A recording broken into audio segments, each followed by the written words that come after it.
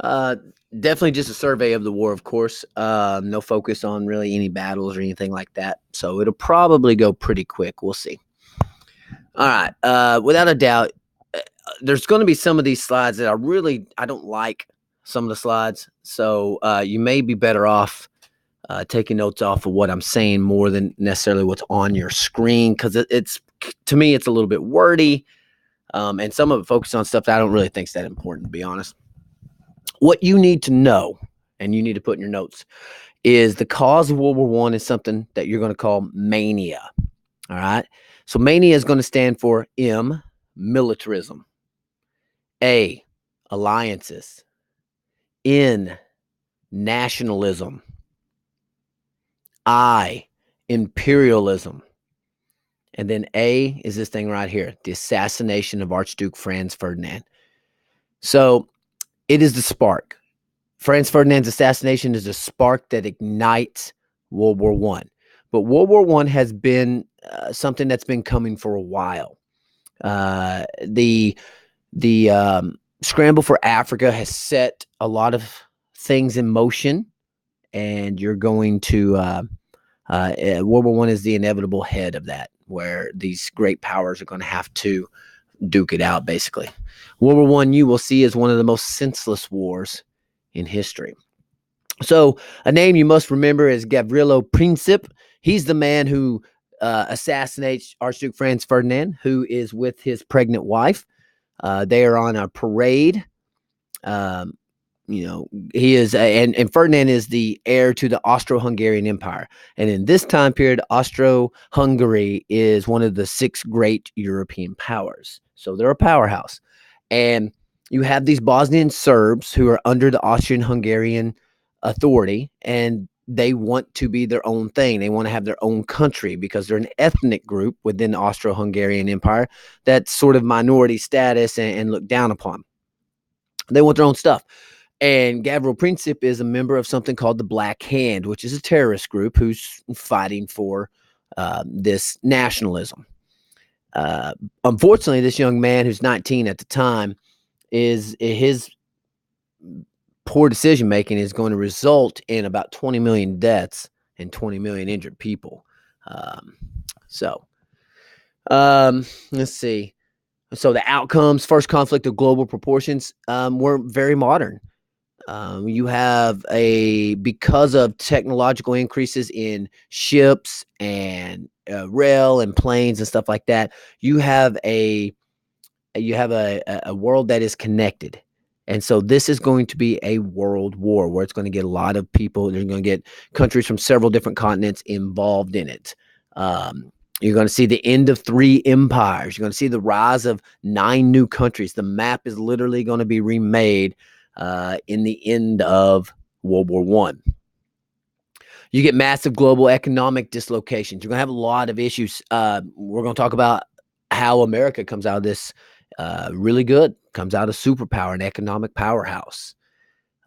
And you definitely need to know this as an effect of World War One. It is the end of Europe's domination of the globe. No more. From 1492 until 1914, it's Europe's world, and the rest of us are just living in it, but not anymore. World War One will smash Europe, and then it will become America's world for really the rest of the 20th century. They'll share a little bit with Russia later on, but and China to some degree, but for the most part, it's going to be America. We're going to be a big beneficiary of World War One. All right, so some larger causes. A culmination of competing nationalisms, especially in the south and eastern parts of Europe, which is where the assassination happened, is in Eastern Europe. And you've got a lot of nationalism in Italy. A lot of this goes all the way back to Napoleon. When Napoleon was taking over huge swaths of Europe, you had a lot of groups under his rule that didn't want to be under the rule, and they started thinking that they should have their own countries. And when he was gone, they thought, this is our chance. So this has been brewing for a long time, 200 years, essentially. Well, not 200 years, 100 years, essentially. You got a great rivalry among the empires. You saw this with the scramble of Africa. These countries competing for colonies, for raw resources to make themselves richer and more powerful. The two big dogs in this is Britain and Germany. And Britain's been the big dog for a couple hundred years, and Germany's the newcomer. But they have some advantages over Britain, and Britain's not going to like that. You also have these very inflexible alliances that basically you attack this person, so we have to come into war. You're going to see that. I mean, it's crazy. You get, and we'll watch some videos on this to help flesh it out a little bit. But when Germany goes to war against Russia, well, then Russia's allies, France and England, are going to declare war on Germany, and Germany's ally, Austria-Hungary, is going to declare war, and it gets crazy. All right, so just understand that these alliances make this thing much larger than it should have been. This should have been a regionalized event with Bosnian Serb ethnic groups and Austro-Hungarian throne. That's not what you get. You get a world war. Again, inevitable outcome of French Revolution are these nationalistic viewpoints. You get self-determination and independent movements. Belgium wants to be its own thing, so it becomes its own thing. Italy unifies in 1861 and becomes Italy that we know. Germany finally unifies. Germany's been around for a while in different formats, such as the Holy Roman Empire, Prussia, and areas like that. But it finally unifies in 1871 under Otto von Bismarck. You should write that name down. He's the guy that unifies, and he does it through warfare. He does it through blood. But as soon as he unifies Germany, he's satisfied. Of course, he's going to be put out to pasture by Kaiser Wilhelm II. You need to make sure you know him as well. Kaiser Wilhelm II is the monarch who's going to lead Germany into World War. Again, more nationalism. Austro-Hungarian Empire. In the south, they have a Slavic ethnic group. The Russian Empire has ethnic groups as well. You have the Poles, the Ukrainians, and the Balts. All peoples that would like to not be a part of the Russian Empire, that would like to have their own place. In the Ottoman Empire, you had Greeks, you had Serbians, Romanians, and Bulgarians. You got all these different ethnic groups that don't want to be subject to Ottoman rule. They want their own thing, their own piece of the pie. Again, back to rivalry amongst the empires. Britain's dominance is declining. Part of that's due to America, to be quite honest. America puts a huge dent into Britain's importance in the world. But you'll see, it goes from, in 1870, to 32% of the world industrial output to only 14% by 1914. Germany's the latecomer, like I said, but it is aggressive. You got these small-scale disputes around the globe, especially in the Balkans. These are basically ethnic unrest, little revolts and stuff like that, but they're starting to add up. Huge arms race goes on. We're more well known with the Soviets and the American Cold War arms race, but there's an arms race here between Britain and Germany to who would control the seas, and the British had controlled the seas ever since they beat Napoleon's navy at the Battle of Trafalgar. So they've had control of the seas for over 100 years now. Well, Germany's ready to change that. Decisive for control of trade routes in case of war. There's construction of dreadnoughts, which is a large class of fighting ship. Again, Britain felt safe. When other countries were building up militaries, Britain feels safe because they're an island and they have the world's greatest navy, so they're not that concerned. And then all of a sudden, Germany puts out a navy that worries Britain. And so they've got to build up their arms, and it leads to a lot of tension. Public opinion plays a large role in this. The media plays a large role in this. This is the media age. It's easier to get newspapers out there. We have, it's something that's going to sway people's thinking. Newspapers are cheap. There's little accountability on them. They can print whatever they want. Yellow journalism, sensationalism. They want to sell newspapers, and catchy titles will do that. It'll also help lead you into war. There's awkward pressure on politicians who they want public support, so they're going to sometimes not do the right thing because they want to get reelected. So they don't have very much accountability either. Sometimes you got to tell the electorate no, that this isn't a good thing. With the alliances, you get agreements of mutual defense. Again, you fight me, then you got to fight my other allies as well. And what this does is a chain reaction that leads to two rival camps going into World War One. The Triple Alliance consisted of Germany, Austro-Hungarians, so Germany and Austro-Hungarians, and they would eventually be joined by the Italians in 1882. Once war gets started, the Ottoman Empire will jump in on their side, and they'll be the Central Powers. The Triple Entente is Russia, France, and the United Kingdom, and they're fighting for. They want. They have different concerns, but a lot of it comes down to a balance of power. Germans and Austro-Hungarians have a lot of cultural similarities, such as the German spoken language and things like that, similar to how we have a lot of cultural similarities between Canada and Britain. There are worries over a two-front war because these powers are in the middle of, they are centrally located between Russia and Britain and France. So that is a worry. And you should know that is a big reason why Germany and the Central Powers are going to lose this war. It's because they're having to fight a two-front war. The Central Powers, the German powers, they are going to have worry about English domination of the sea, trading and things like that. They worry about the French attacking.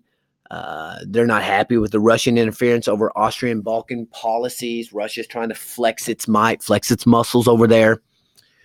The alliance has their own concerns.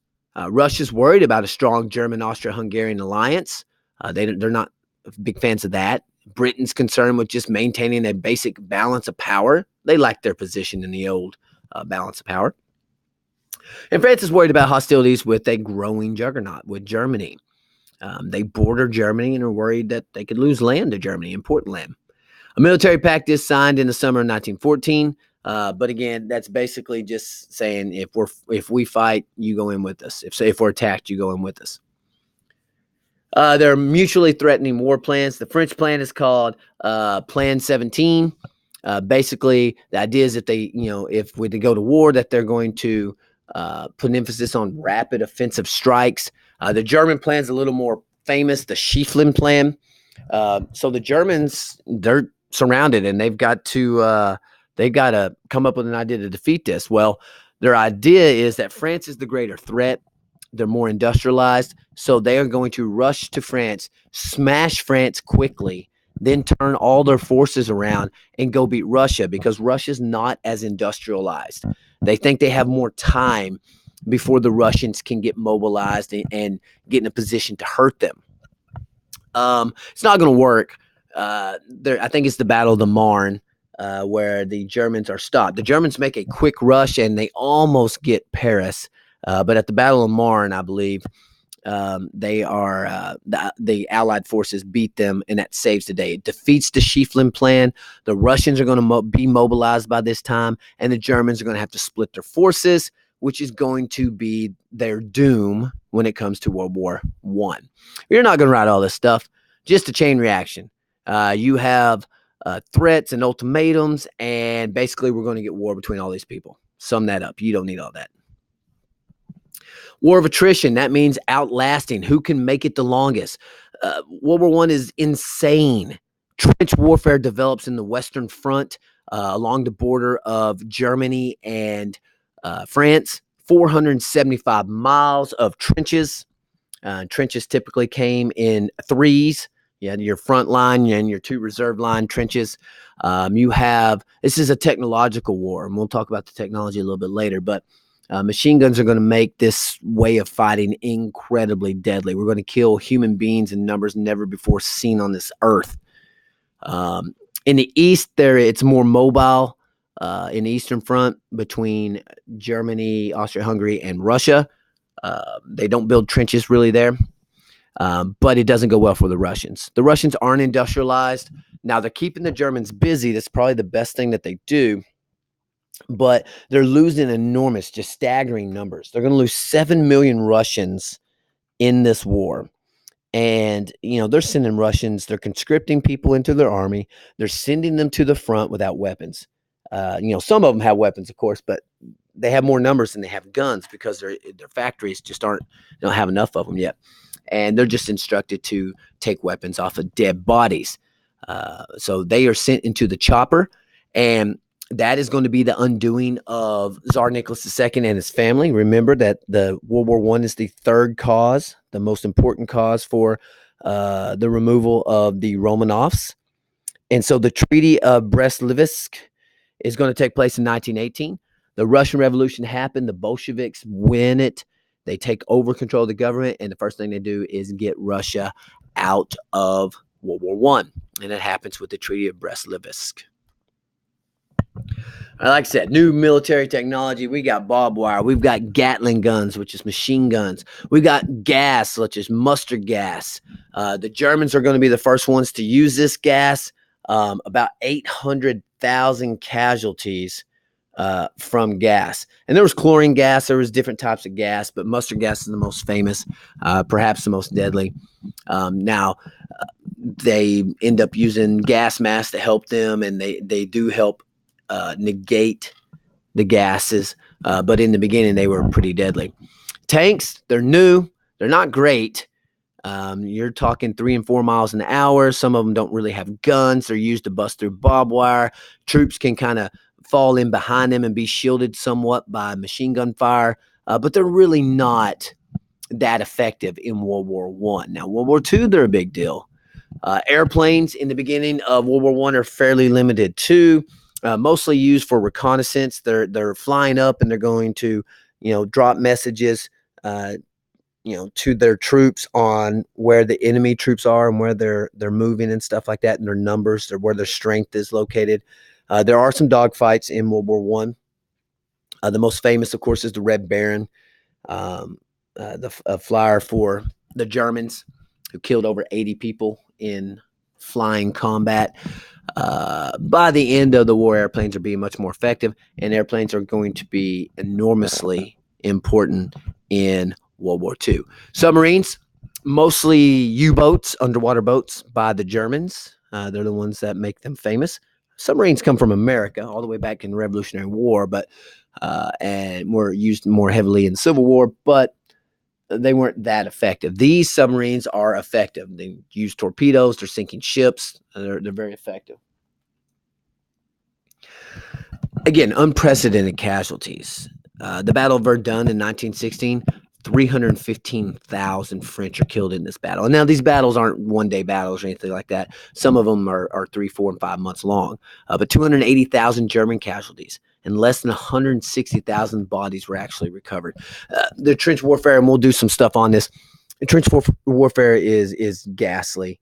You're in a 6-foot-long trench.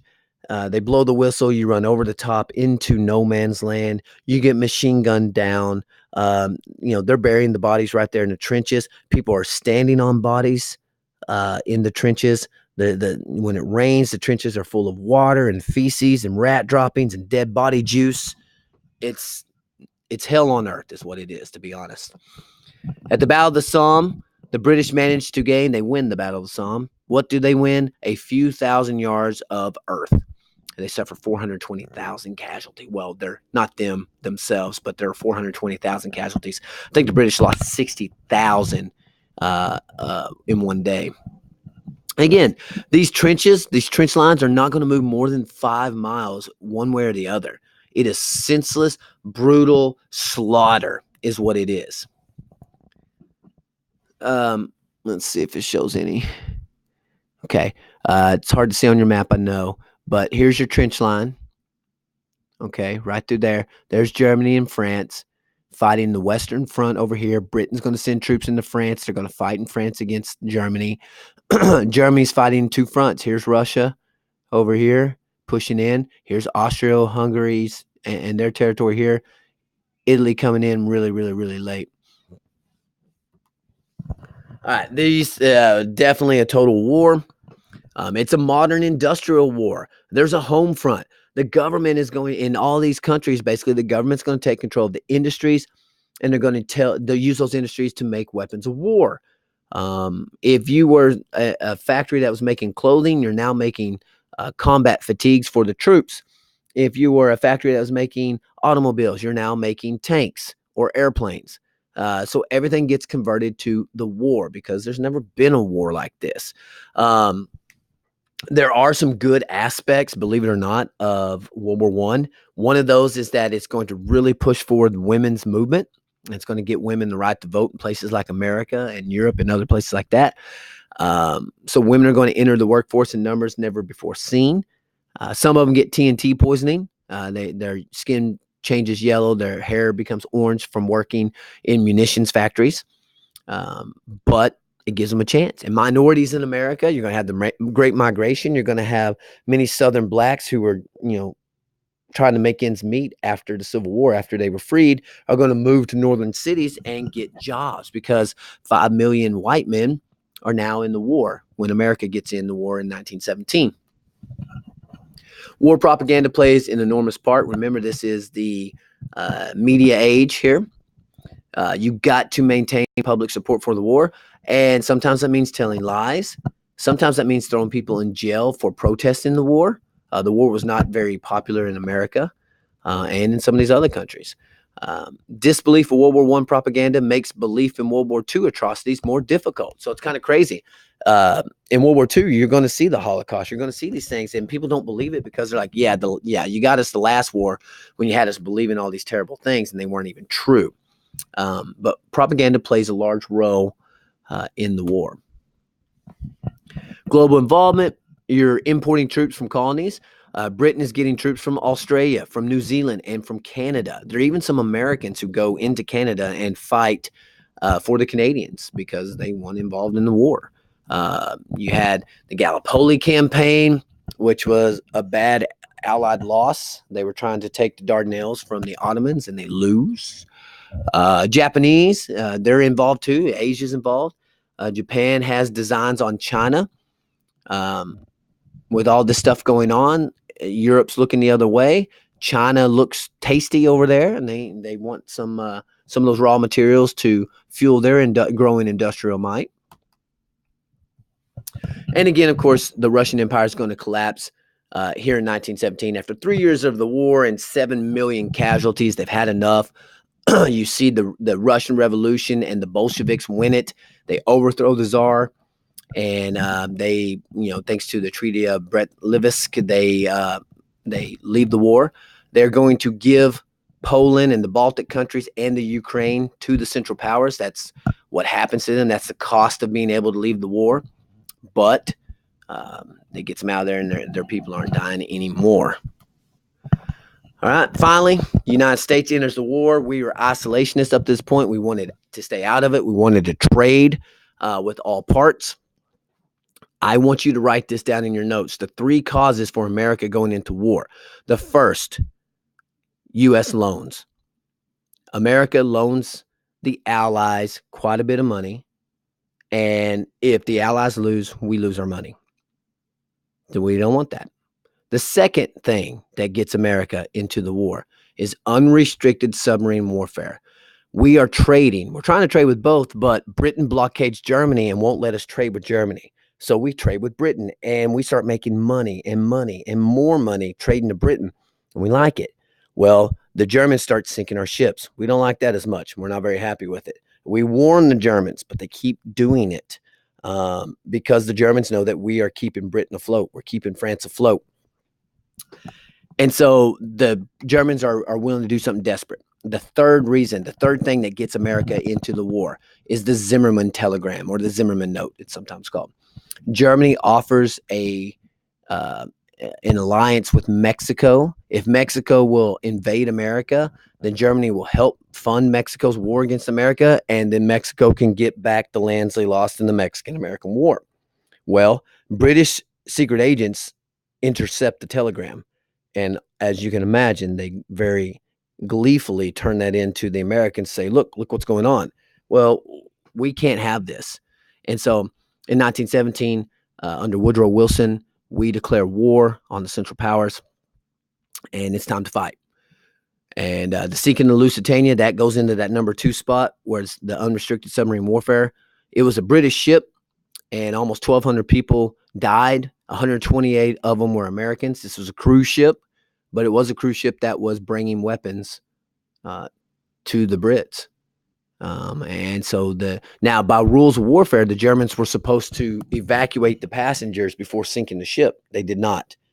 They torpedoed the ship with the people on it, and that was a breach of war conduct. So America's done with that. We ain't playing that game.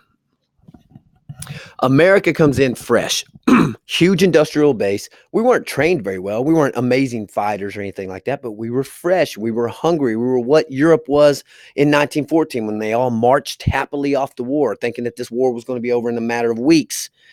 Here comes America to save the day. Again, we're not all that great at what we do, but we come in large numbers.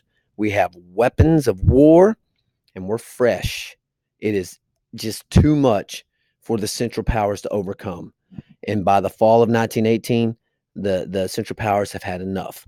Bulgaria, the Ottoman Empire, Austro-Hungarians, and the Germans, they all surrendered. They've had enough. So an armistice, a ceasefire happens November 11th, 1918. From 1914 to 1918, World War I. Now, there have been a lot of Paris Peace Conference in history. This is the one that ends World War I. It is dominated by France, Great Britain, and the United States. No Central Powers are represented. That's going to be a problem. You have a forced peace that isn't a very good one. It's going to be called the Treaty of Versailles. You should know the Treaty of Versailles is a major cause for World War II. The way Germany gets treated in the treaty is going to allow Adolf Hitler to rise to power. Germany gets smashed. They get the war guilt clause. Basically, they have to sign an agreement. The Treaty of Versailles says that, hey, we, Germany, it's our fault for the war. We were the ones that did it. So we're going to owe the Allies, Britain and France, $33 billion, which in that time period is a very large number, as you can imagine. Still a large number, but even larger then. Woodrow Wilson, the American president, he puts forth something you need to know called the 14 points.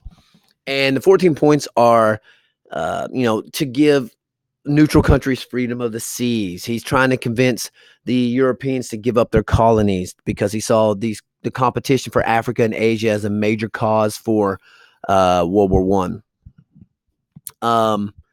And like I said, the peace treaties were especially harsh on the Central Powers. It's going to breed resentment. It's going to leave a bitter legacy. America doesn't even, they don't even sign the Treaty of Versailles. Americans think it's stupid too. But the 14th point of Woodrow Wilson, you need to know, was the creation of something called the League of Nations, which was an international peacekeeping body with the idea that they would step in and keep anything from like this ever happening again. But America doesn't join it. They think the Europeans are crazy. They don't want involved in it. They got enough war in the year that we were in it. And so we refuse to accept it. Our senators do not. Now, that upsets Wilson, but the senators have the power, and America does not join. That is major because the League of Nations without America is a dog with no teeth. It's just not scary.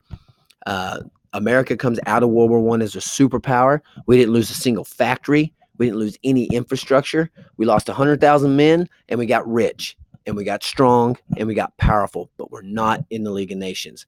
And the other countries, those European countries, are too tired to do anything to Hitler and to Mussolini and to the Japanese militarists when they begin their imperialist push before World War II.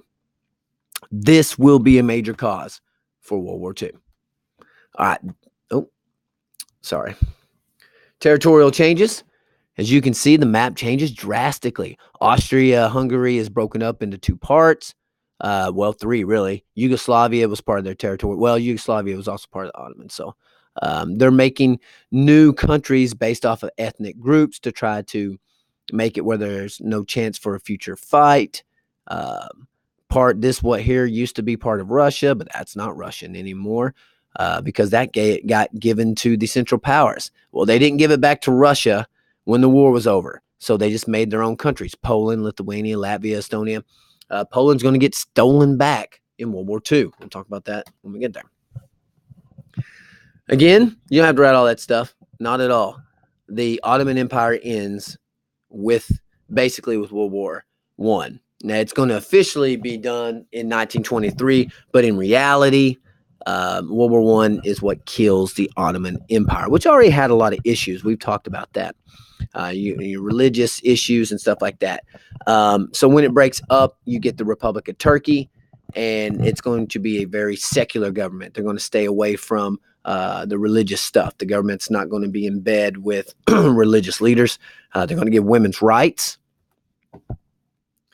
And there's some more territorial changes because these used to be colonies. Well, Germany lost. So what are we going to do with their colonies? Well, we're going to steal them. That's what we're going to do. Germany, how's Germany going to pay back its war reparations when it has no colonies to help fund it? When all of its factories have been smashed? Interesting. Like I said, League of Nations, you don't have to write all that. It's ineffective because America's not in it. Really all you need to know. Okay, guys, that's it. That is World War I super fast. A lot of great details. World War I is a fascinating war, but we just don't go into a lot of detail with it in AP World. Okay, so make sure you take good notes off of that. We're going to watch some videos and stuff like that in class, and I'll see you there.